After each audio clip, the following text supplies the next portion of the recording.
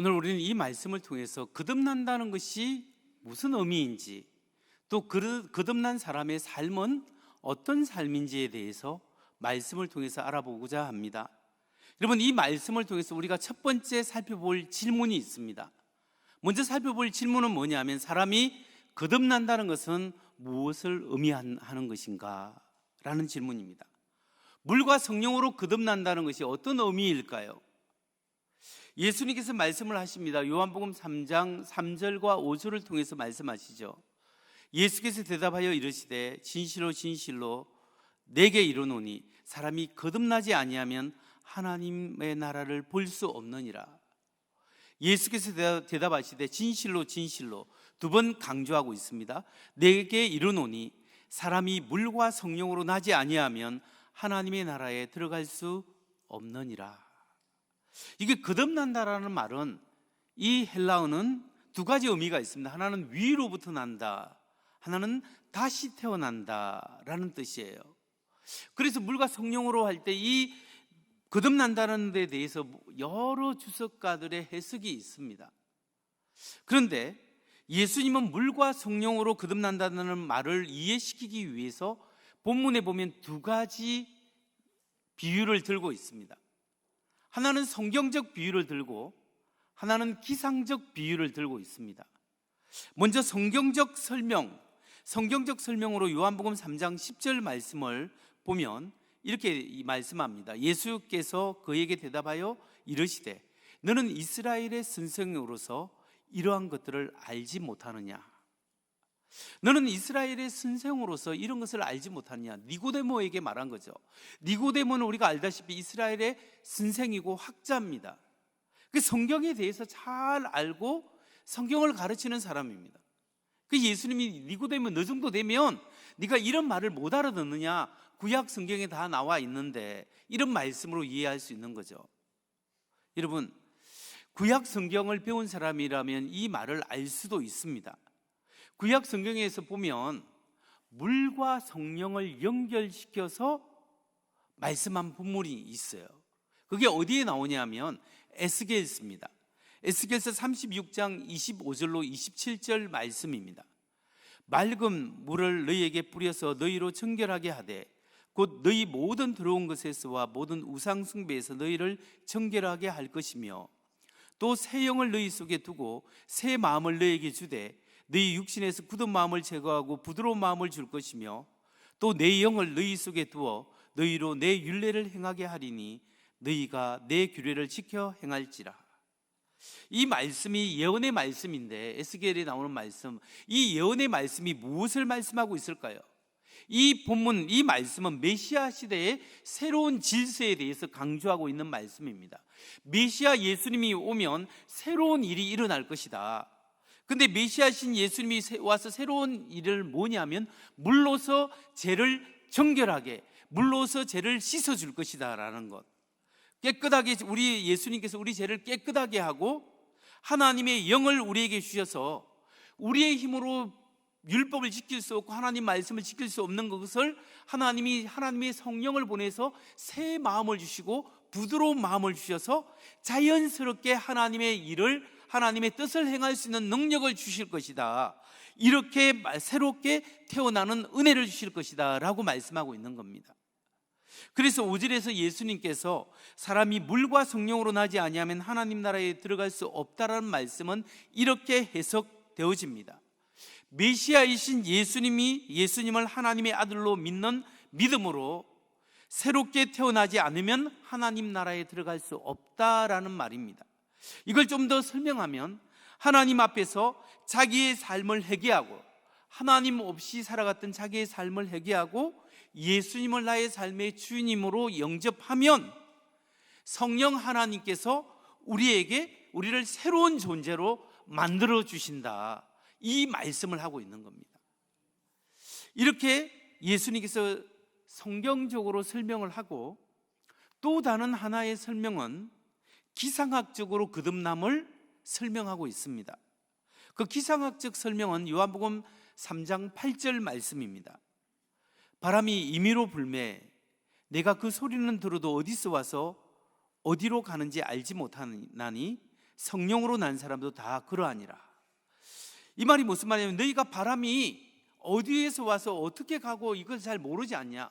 요즘은 뭐 이렇게 참 기상학이 발달해서 조금은 알지만 보통 우리가 바람의 소리는 들어도 바람은 보이지 않습니다. 그래서 어디로 와서 어디로 불고 어디로 가는지 알지 못하듯이 거듭난다는 것은 불가사의한 것이고 하나님의 초자연적인 역사고 신비스러운 것이다. 다시 말해서 하나님이 하시는 것이다, 이 말씀이죠. 결국 이런 말씀들을 모두 종합해 볼 때 예수께서 강조하고 있는 물과 성령으로 나지 아니하면 하나님 나라에 들어갈 수 없다라는 말씀이 어떤 말일까요? 그것은 우리가 거듭난다는 것은 우리가 예수님을 인간의 몸으로 오신 하나님의 아들로 믿고, 그리고 우리가 하나님 모르고 내 마음대로 살아가는 것을 회개하고 그 예수님을 나의 삶의 주인으로 영접하고 모시는 믿음을 가질 때 하나님께서 신비하게 우리를 영적으로 새롭게 하신다는 사실을 말씀하고 있는 겁니다. 이때 변화는 온전한 심령의 변화를 말합니다. 이게 도덕적인 변화가 아니라 영적인 변화입니다. 우리가 예수님을 나의 구주로 믿을 때 우리 속에서 하나님과 끊어진 관계가 회복됩니다. 다시 말해서 내 죽었던 영이 내 성령으로 말미암아 살아나게 됩니다. 그래서 우리의 감정과 느낌에 상관없이 신비롭게 성령님이 내 죽은 영을 살려주시는 거죠. 그리고 예수 믿는 믿음 때문에 우리 안에 성령이 우리 안에 장악하고 우리가 새로운 사람으로, 하나님의 사람으로 새롭게 위로부터 태어나게 된다, 이 말씀을 우리에게 하고 있는 겁니다. 여러분, 이 자리에 예수님을 영접한 우리 모두는 여러분은 알든지 모르든지 간에 예수님을 나의 주로 영접하고 우리 죄를 회개하고 예수님을 주님으로 영접한 사람은 하나님이 신비롭게 여러분을 새롭게 태어나게 하신 줄 믿으시기 바랍니다. 우리는 하나님의 사람으로 우리 영이 살아난 줄 믿으시기 바랍니다. 그렇다면 곧이어서 우리가 두 번째 질문으로 넘어가면 우리가 거듭났는지 거듭나지 않는지 어떻게 알 수 있겠습니까? 그러면 거듭난 사람의 삶은 어떤 삶을 말할까요? 구체적으로 예수를 나의 주 나의 하나님으로 인정하고 고백했으면 우리는 어떤 삶을 살아야 하겠습니까? 우리가 거듭난 삶을 살고 있는지 아닌지를 알 수 있는 확실하고 단순한 한 가지 방법이 있습니다. 그게 뭐냐면 우리가 체크하는 겁니다. 지금 내 안에 일어나고 있는 욕구와 욕망 중에 가장 중요한 욕구, 가장 중요한 욕망은 무엇인가? 그 욕구가 자기중심적인가 아니면 하나님과 연결되어 있는가? 그 욕망과 욕구가 내가 원하고 바라고 갈망하는 그것이 나의 꿈, 나의 비전, 내 생각, 자아 실현과 연결되어 있는가? 아니면 하나님의 뜻과 하나님의 나라와 하나님이 기뻐하시는 것, 그것과 연결되어 있는가를 구분해 보면 알 수 있다는 거예요. 우리가 예수님을 나의 주 나의 하나님으로 믿고 거듭난 삶을 살아가고 있는 사람은 자기 좋을 대로 자기 마음대로 이기적으로 살아가는 것이 아니라 내 중심에서 하나님 중심으로 바뀐 사람이에요. 하나님이 기뻐하는 것, 하나님이 원하시는 것을 내가 원하게 되게 돼 있다는 거예요. 그러니까 예수님을 나의 주 나의 하나님으로 영접하면 나의 근본적인 욕구가 바뀌게 됩니다. 내 중심에서 하나님 중심으로, 이기적인 사람이 이타적으로 바뀌게 되는 거죠.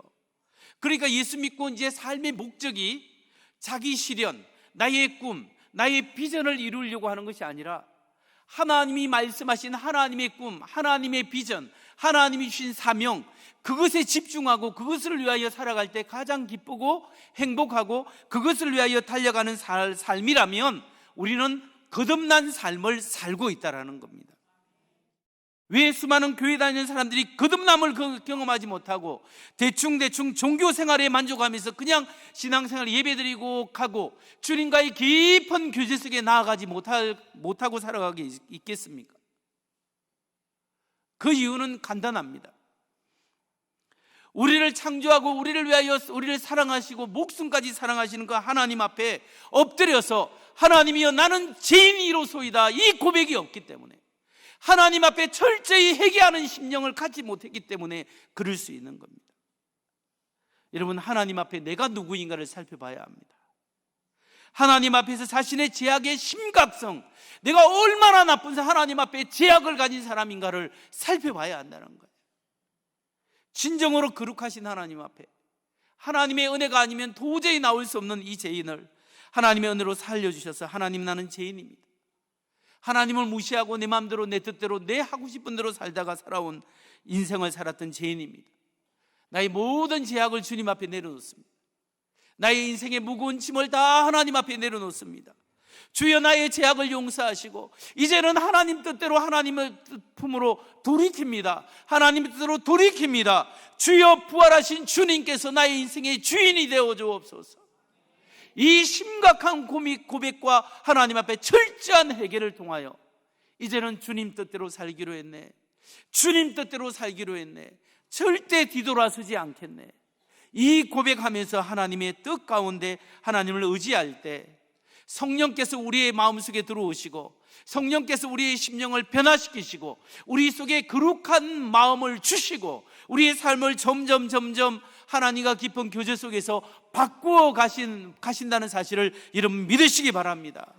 그래서 비록 넘어지고 때로는 넘어질지라도 실패할지라도 다시 일어설 수 있는 힘을 주시고 하나님이 원하시는 거룩한 삶으로 나아갈 수 있다는 겁니다. 여러분, 예수 믿으면서 아직도 옛날 습관으로 돌아가지 마십시오. 바꾸어야 합니다.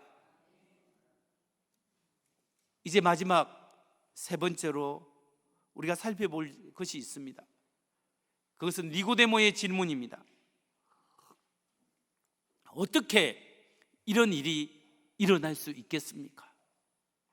어떻게 이렇게 거듭나고 위로부터 나는 새롭게 태어나는 일이 일어날 수 있겠습니까? 이 질문이에요. 요한복음 3장 8절에서 9절입니다. 바람이 임의로 불매 내가 그 소리는 들어도 어디서 와서 어디로 가는지 알지 못하나니 성령으로 난 사람도 다 그러하니라. 니고데모가 대답하여 이르되 어찌 그러한 일이 있을 수 있나이까? 예수님께서 거듭나는 것은 신비한 것이다, 바람처럼 신비하고 하나님이 하고 위에로부터 하는 것이다, 이렇게 말하니까 니고데모가 어찌 그런 일이 일어날 수 있습니까? 라고 질문합니다. 이 질문에 대해서 예수님이 뭐라고 답하죠? 그 뒷부분을 우리가 10절 이하를 읽어보면 14절에서 예수님이 답을 이렇게 답합니다. 모세가 광야에서 뱀을 든 것 같이 인자도 들려야 하리니, 모세가 광야에서 뱀을 든 것 같이 인자도 들려야 하리니 라고 말씀을 하시는 거예요. 왜 예수님께서 모세가 광야에서 뱀을 든 것 같이 인자도 들려야 한다, 이 말씀을 하시겠습니까? 좀 생뚱맞지 않겠습니까? 근데 예수님의 이유가 있어요. 이 말씀은 민수기 21장을 배경으로 합니다. 민수기에 보면 이스라엘 백성이 출애굽해서 시내산에서 하나님이 율법을 받습니다. 10개월 정도 머물렀다가 이제 가나안 땅으로 가기 위해서 가데스 바네아라는 곳에 올라가서 12명의 정탐꾼을 보내지 않습니까? 근데 여호수아와 갈렙만 빼고 10명의 정탐꾼이 돌아와서 부정적인 보고합니다. 우리는 죽게 생겼다, 우리는 그 사람 앞에 메뚜기 같다. 그러니까 온 이스라엘이 반역하여 하나님을 원망하고 막 모세를 돌로 쳐서 죽이려고 했습니다. 그 불순종 때문에 이스라엘은 40년 동안 광야를 헤매게 되는 거죠. 근데 광야를 헤매면서 하는 소리가 뭐냐면 모세와 하나님을 원망하면서 너희가 어찌하여 자기들을 애굽에서 이끌어내서 이 광야에서 죽게 하는가 원망합니다. 그러면서 여기는 물도 없고 먹을 것도 없다, 우리가 먹는 만나는 그 하찮은 음식이다, 그래서 우리가 싫어한다, 이렇게 하면서 모세와 하나님을 원망하고 불평하기 시작했습니다. 그들은 만나를 먹고 메추라기를 씹으면서도 하나님을 원망한 거예요. 그 죄악 때문에 하나님께서 불뱀을 보내는 겁니다. 그 많은 사람들이 뱀에 물려서 죽게 되었습니다. 살려달라고 소리칩니다. 모세의 마음이 너무 아파서 하나님께 부르짖으면 하나님 제발 좀 살려주세요. 하나님이 모세에게 말합니다. 놋으로 뱀을 만들어서 높이 매달아라. 그걸 쳐다보는 사람마다 나음을 입을 것이다. 모세가 그래서 불뱀을, 놋뱀을 만들어서 높이 만들어서 장대에 매달았습니다. 그걸 보는 사람마다 다 나음을 입었습니다. 예수님은 바로 이 사건을 이야기하면서 모세가 놋뱀을 만들어 장대에 매단 것처럼 예수님도 놋뱀이 되어서 십자가에 매달려야 한다라는 사실을 말씀하고 있다라는 겁니다. 여러분, 하나님이 모세에게 왜 놋으로 뱀을 만들어서 장대에 매달라고 했을까요? 왜 뱀을 만들어서 장대에 매달라고? 꽃을 매달면 안 됩니까?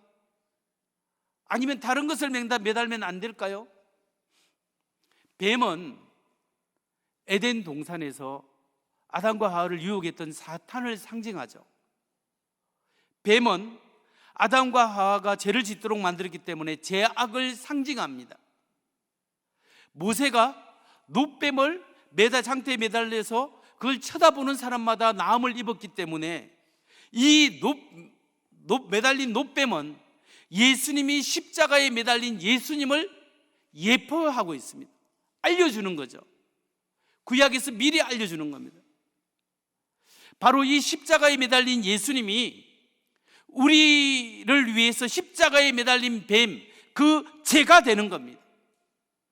죄가 없는 예수님이 나의 죄 때문에 나의 죄를 뒤집어 쓰고 예수님이 장대에 매달린 뱀 죄처럼 예수님께서 십자가에 매달려서 나의 죄를 뒤집어 쓰시고 하나님의 저주를 받으신 거예요. 나무에 매달린 자마다 저주를 받았다고 말씀하신 것처럼 예수님이 나의 죄를 대신해서 십자가의 죄가 되시고 나의 저주를 받으사 나의 죄를 용서해 주시는 거예요. 우리가 이 예수님을 바라보는 자마다 구원을 얻게 되는 겁니다. 로마서 8장 3절, 고린도후서 5장 21절 이 말씀이 나와 있어요.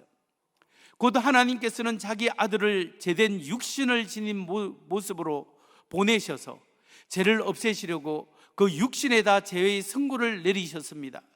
고린도후서 5장 21절, 하나님께서는 죄를 모르시는 분에게 우리 대신으로 죄를 씌우셨습니다. 이 말씀을 볼 때 하나님이 죄 없는 하나님의 아들을 십자가 위에 매달려서 죄 없는 그분에게 우리 죄를 씌우신 거예요. 그리고 저주의 뱀이 되게 하시고 죄가 되게 하시고 그 예수님의 십자가의 지심으로 말미암아 나의 죄를 용서할 수 있도록 하나님께서 영생을 얻게 하신 것이 하나님의 뜻이고 하나님의 구원의 방법이었습니다. 그렇다면 여기서 우리가 던져야 될 질문이 있습니다. 어떻게 이런 일이 일어날 수 있는가? 하나님이시고 하나님의 아들이신 그분이 어떻게 죄가 되시고 죄악이 되시고 저주를 받으시고 십자가에 매달려 죽어서 우리를 구원할 수 있는가? 어떻게 이런 일이 일어날 수 있겠습니까? 이 질문에 대한 답을 예수님께서는 바로 그 본문 아래 요한복음 3장 16절에서 말씀하신 거예요. 잘 아는 말씀 우리 함께 읽어보겠습니다. 하나님이 세상을 이처럼 사랑하사 독생자를 주셨으니 이는 그를 믿는 자마다 멸망하지 않고 영생을 얻게 하려 하심이라. 아멘. 하나님이 세상을 이처럼 십자가에 못 박혀 죽을 만큼 사랑하사, 여기서 보는 세상을 이 아니라 저 사람이 아니라 나를, 하나님이 여러분을, 하나님이 나를 이처럼 사랑하사 십자가에 못 박혀 죽었습니다. 여기에 있는 나는 누구예요? 그냥 가만히 있는 나가 아니에요. 어려운 내가 아니에요. 하나님 앞에 반역하는 나예요. 하나님 앞에 반항하는 나입니다. 하나님 없이 내가 주인되고 내 뜻대로 내 마음대로 살았던 바로 그 죄인된 나예요. 그렇게 하나님 없다고 내 마음대로 내 뜻대로 도망다니고 피해 다녔던 나를 위해서 예수님께서 그럼에도 불구하고 나를 사랑하신다는 거예요. 어느 정도 사랑하냐? 놋뱀이 되셔서 십자가에 못 박혀 죽으시고 피 흘려서 내가 죄인된 너를 사랑하고 너의 죄를 용서한다. 이것이 복음의 핵심이에요. 내가 너를 사랑하노라. 내가 너를 용서한다. 내가 너의 죄를 위해서 대신 죽었다. 이게 기쁜 소식이고 이것이 복음이에요. 말씀을 정리합니다. 니고데모가 예수님께 묻습니다. 어떻게 거듭나는 일이 가능합니까? 어떻게 사람이 새롭게 태어날 수 있겠습니까? 예수님께서 대답합니다. 니고데모야, 그것은 하나님의 사랑 때문에 가능하단다. 너는 피에서 달아나고 말씀대로 산다고 하지만 실제로 하나님이 네 속에 없고, 너는 너의 의로움으로 나왔지만 그건 아무 소용이 없단다. 바로 너의 죄악을 위해서 내가 너의 생명을 위해서 십자가에 못 박힌 그 사랑 때문에 이 모든 것이 가능하단다 라고 말씀하시는 거예요. 성도 여러분, 하나님 앞에 죄인된 여러분이 어떻게 구원을 받고 어떻게 영생을 얻고 어떻게 하나님의 자녀가 될 수 있겠습니까?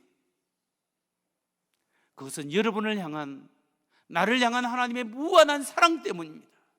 죽을 만큼 우리를 사랑하시는 그 하나님의 사랑 때문입니다. 우리가 이런 엄청난 사랑을 받았다면, 이제 예수 믿고 거듭났다면 우리가 어떻게 살아가야 하겠습니까? 우리가 거듭난 우리가 어떻게 살아야 할까요? 그 방법은 어떻게 우리가 거듭났는가, 여기에 달려 있습니다. 우리가 어떻게 거듭났습니까?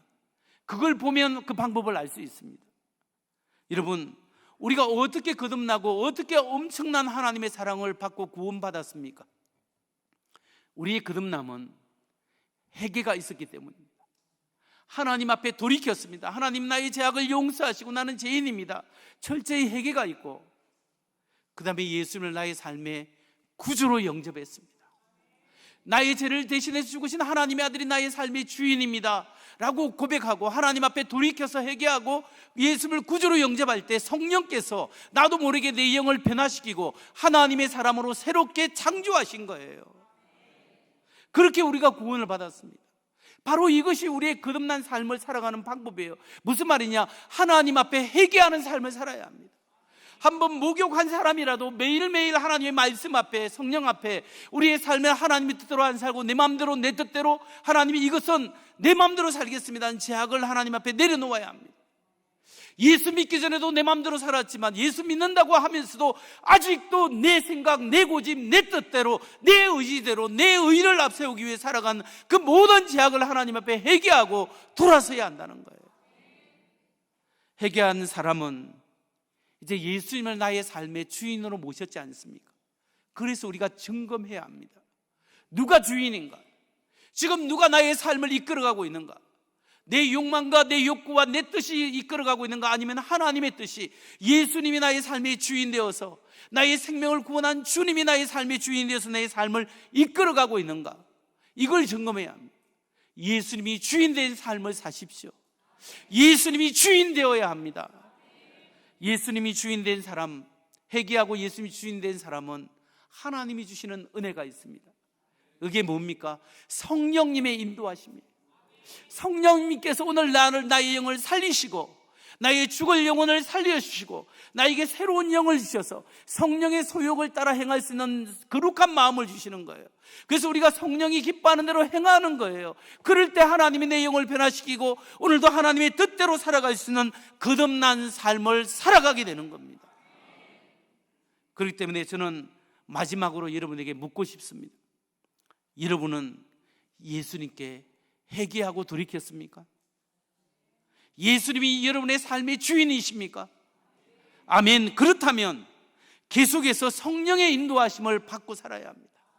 내 안에 있는 육신의 소욕을 따르지 말고 성령께서 우리에게 주시는 거룩한 마음을 쫓아 하나님께 감사하고 그 영을 쫓아 살아갈 때 우리는 거듭난 삶을 나도 모르게 살아갈 수 있는 거예요.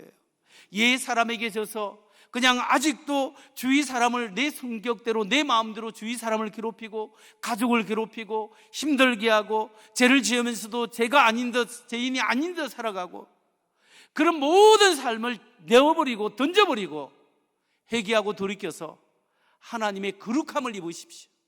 하나님이 이 연약한 사람에게 다시 한번 거룩함을 주시고 하나님 부드러운 마음을 주셔서 하나님의 뜻을 행할 수 있도록 내 힘으로 되지 않사오니 성령님 오늘도 이 죄인에게 은혜를 주시고 거룩하게 하시고 성령을 쫓아 행할 수 있는 은혜와 능력을 베풀어 주옵소서.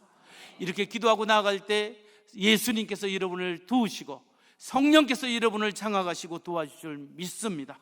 오늘 여러 해 동안 주 떠나 이 찬양으로 우리 죄악을 회개하고 성령을 붙잡는 여러분 되시기 바랍니다.